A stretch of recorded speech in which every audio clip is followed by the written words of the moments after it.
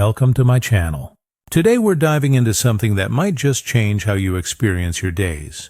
Embracing the joy of slow living. In a world that seems to spin faster with every passing year, slowing down feels almost rebellious. But for those of us in our later years, slowing down isn't about stopping.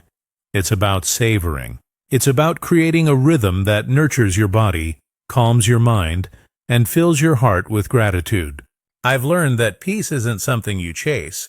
It's something you allow. And slow living, especially when paired with minimalism, gives you the space to do just that. So let's take this journey together.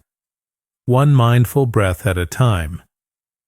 When I first began exploring slow living, I thought it meant doing less. But it turned out to be about doing what truly matters. I realized I had spent decades rushing through meals, conversations, even moments of rest. Retirement gave me time, but I didn't know how to use it well. I filled my schedule with errands and distractions until I noticed I was just as exhausted as when I worked full-time. That was when I started questioning what enough really meant. Slow living taught me to measure life not by how much I do, but by how present I am while doing it. It's a shift that takes time, but once you feel it, you'll never want to go back. For many seniors, the habit of rushing is deeply ingrained. We grew up in an era that valued productivity over peace. The more we did, the more we felt we were contributing. But now, as we grow older, the gift of time deserves to be cherished differently. Slow living invites you to see beauty in ordinary things. A cup of tea, a morning walk, the sound of birds outside your window. These moments don't cost anything, yet they enrich life more than any purchase could. Minimalism for seniors isn't about owning less. It's about needing less to feel content. When we live slowly, we give our bodies the grace they deserve. Our health often reflects the pace we live by. When I learned to slow down, I noticed my sleep improved, my digestion settled, and my stress levels dropped. Instead of rushing meals, I began to eat with awareness, enjoying each bite. Instead of pushing through fatigue, I learned to rest when I needed to. These small shifts made a big difference. Slow living isn't a trend, it's a healing practice. Financial peace is another unexpected gift of slow living. When you slow down your lifestyle, you naturally spend less. You stop buying out of boredom or stress. You become more intentional with money, choosing experiences over possessions. I found joy in reusing, repairing, and repurposing what I already had. My home became lighter, my mind clearer, and my savings grew quietly in the background. For many seniors on fixed incomes, this approach offers not just freedom, but dignity and security. Technology often complicates our lives more than it simplifies them. Slow living encourages a healthier relationship with it. I started by turning off notifications and setting specific times to check my phone. The silence that followed was astonishing. I began to hear my own thoughts again, to daydream, to notice the sunlight changing through the day. We don't need to abandon technology completely. We just need to make it serve us, not the other way around. This balance can bring tremendous peace to your everyday life. Relationships also deepen when you live slowly. When you stop multitasking, you start listening. Conversations with friends become richer. Family time becomes more memorable. I used to rush through phone calls, checking my to-do list while someone was speaking. Now I sit with full attention, and those connections feel warmer, more real. Slow living turns moments into memories and interactions into lasting bonds. That's something truly worth keeping. There's also an emotional simplicity that comes with this lifestyle.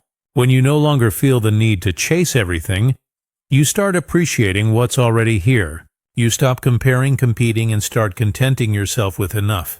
Gratitude naturally grows in this space of slowness. Each day becomes less about what's missing and more about what's present. And as the mind calms, happiness stops being something to achieve. It becomes something you live. A slower life also opens room for creativity. Without the constant noise of busyness, ideas begin to flow naturally. I rediscovered my love for painting, something I hadn't touched in decades. You might find joy in gardening, writing letters, or playing music. These aren't just hobbies, they're forms of meditation. They remind us that time spent meaningfully is never wasted. Many people fear that slowing down means losing purpose, but the opposite is true. When you slow down, your purpose becomes clearer. You start aligning your days with your values. You understand what really brings joy, not just distraction. For me, that meant giving more time to volunteering, sharing my knowledge, and connecting with nature. Every day felt fuller yet calmer. The purpose wasn't in doing more, it was in doing what truly matters. Slow living also helps us face aging with grace. There's a quiet confidence in knowing you don't need to prove anything anymore. You start honoring your body's limits and celebrating its resilience. I began to see wrinkles not as marks of time lost, but as records of a life well lived. When we slow down, aging stops feeling like decline and starts feeling like deepening into wisdom, patience, and acceptance. There's something deeply spiritual about slow living, too. Whether you're religious or not, moving through life mindfully reconnects you with the essence of being alive.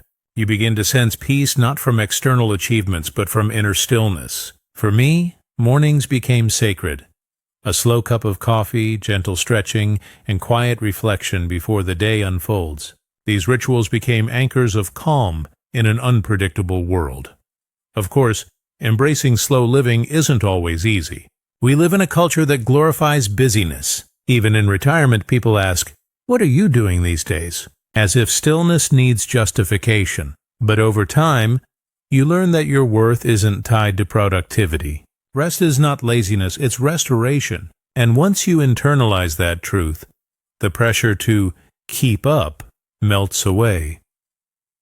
I've noticed that slow living has changed how I view time. Instead of seeing it as something to fill, I see it as something to experience. A slow afternoon reading on the porch feels more rewarding than a day packed with errands. Time expands when you're fully present. You no longer count hours. You live them. This shift is subtle but transformative. Slow living can also rekindle your connection with nature. The natural world moves at its own steady pace, never rushed, never delayed. Walking outside daily, I began to feel that same rhythm in myself. The breeze, the birds, even the changing seasons reminded me that everything has its time. We're part of that rhythm, not apart from it. Living slowly helps us remember that. Minimalism supports slow living beautifully. When your home is uncluttered, your mind follows. I began letting go of items that carried emotional weight or unnecessary memory. In that space, I found clarity and calm. Every object left behind was a step toward freedom. The less I owned, the more I appreciated what remained, especially peace of mind. Slow living also strengthens emotional resilience. When you stop reacting to every little inconvenience, you become grounded. I found that my patience grew naturally. Delays, unexpected changes, they no longer rattled me. Instead, I met them with acceptance, even humor. This emotional calm is one of slow living's greatest gifts. It helps you navigate life's ups and downs without losing your balance. One of the most powerful parts of this journey is rediscovering joy in simplicity. A warm blanket, a home-cooked meal, a sunset walk. These are small miracles when seen with mindful eyes. You start realizing that joy doesn't come from what you buy, but from how deeply you experience what's already here. Slow living turns ordinary moments into treasures. As the years go by, slow living becomes less of a practice and more of a way of being. It's how you move, speak, breathe, and connect. It becomes your natural rhythm.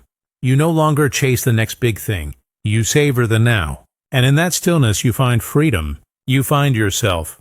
Slow living also invites us to reflect on the legacy we want to leave behind. When we're no longer rushing, we begin to see how our actions ripple through generations. I started thinking about what truly matters to pass on, not possessions, but values.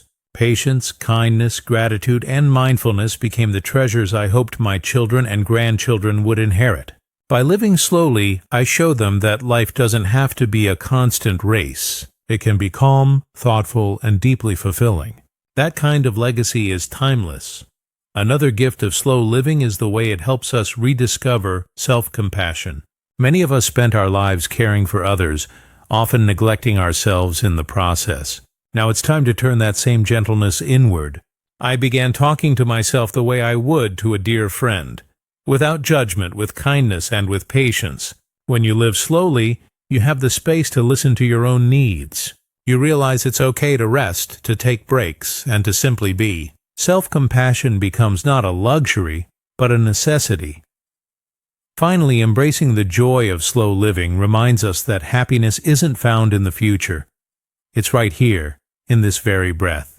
Every sunrise, every shared smile, thanks for watching. If this message resonated with you, consider subscribing for more reflections on minimalism for seniors and mindful living. Remember, life isn't meant to be a race. It's meant to be lived slowly, intentionally, and joyfully. Take your time. The best moments are waiting for you to notice them.